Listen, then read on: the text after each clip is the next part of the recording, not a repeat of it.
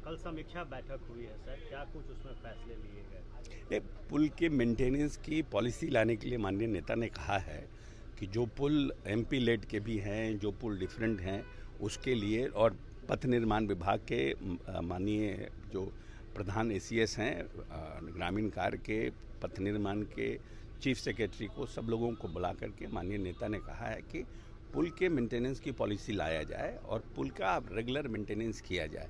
कि कभी कभी क्या होता है कि लोग गाद निकालने में या फिर कभी कुछ ऐसी घटना हो जाती है जिससे पुराना पुल जो है ध्वस्त हो जाता है। बहुत से पुल ऐसे हैं जो एमपी लेड से बने हुए हैं, कोई एमएलए लेड से बने हुए हैं। उन पुल की स्थिति क्या है, आज से 15 साल पहले पुल बना, उसके मेंटेनेंस का क्या है, अगर नहीं है मेंटेनेंस, अनदर 2 साल 3 साल में उसकी लाइफ ख़राब हो रही है, तो वहाँ पर फिर से एक नया पुल देने के लिए प्लान कर रहे हैं। और सरकार जो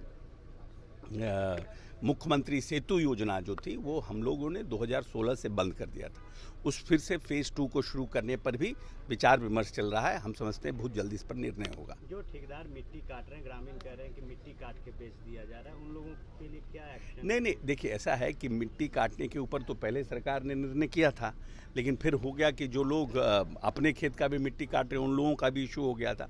लेकिन उसके ऊपर एक पॉलिसीज़ जल्दी बन रही है कि पुल के आसपास के कैसे मरम्मती करना है, कैसे मेंटेनेंस करना है, कैसे उसको भविष्य में ठीक से रखना है, उस पर माननीय उच्च स्तरीय बैठक हुई और उस पर निर्णय हो रहा है। पॉलिसी बन 6 पुल गिरे हैं, अब तक के 12 पुल गिर चुके हैं।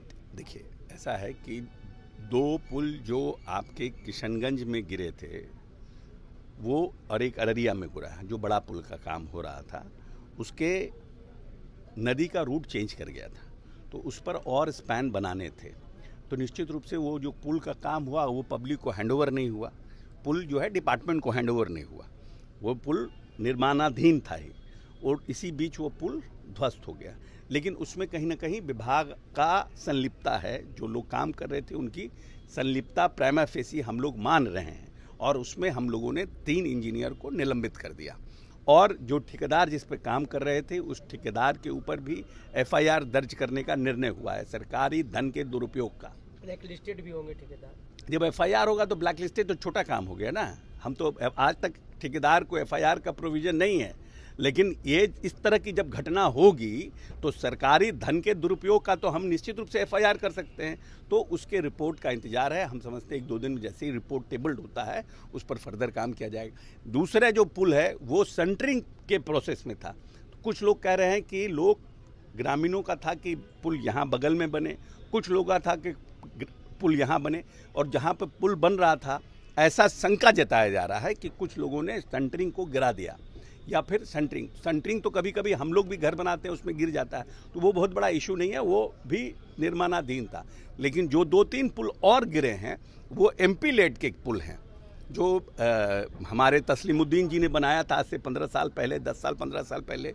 अभी जो पुल कल जो घटना हुई है वो प्रभुनाथ सिंह जी ने बनाया था, वो भी 10-12 साल पहले।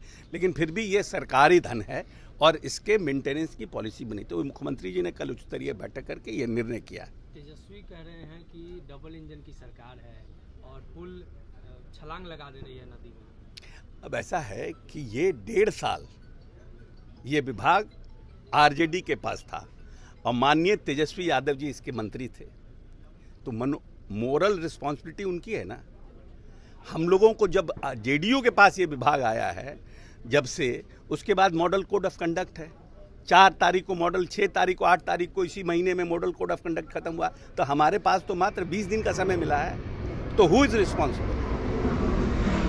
जिम्मेवारी 20 दिन वाले का है, पार्टी का, कि जिम्मेदारी जिसके 1.5 साल जिसके पास विभाग था उसका है? आप ही बताइए।